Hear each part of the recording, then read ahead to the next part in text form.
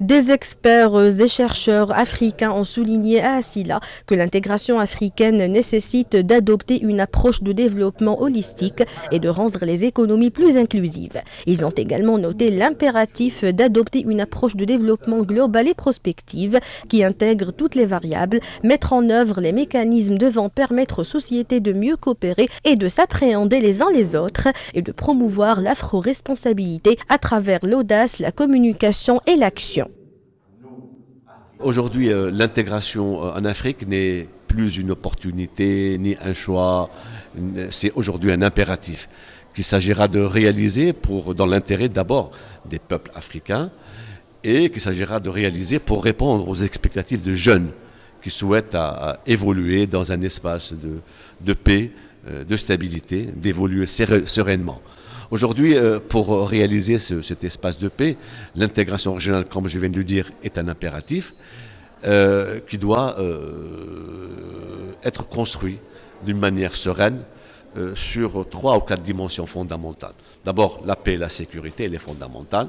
Ensuite, la gouvernance et la création d'emplois et la promotion de la croissance. Et tout cela doit se faire à travers des instruments novateurs.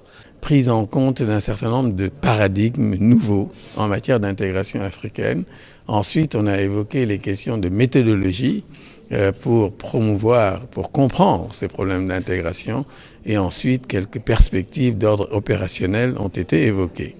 Et s'agissant des paradigmes, ce qui ressort de ce panel, c'est qu'il est important d'aller au-delà de l'intégration par les seuls gouvernements, par les seuls États, et de travailler sur une intégration par les peuples et pour les peuples.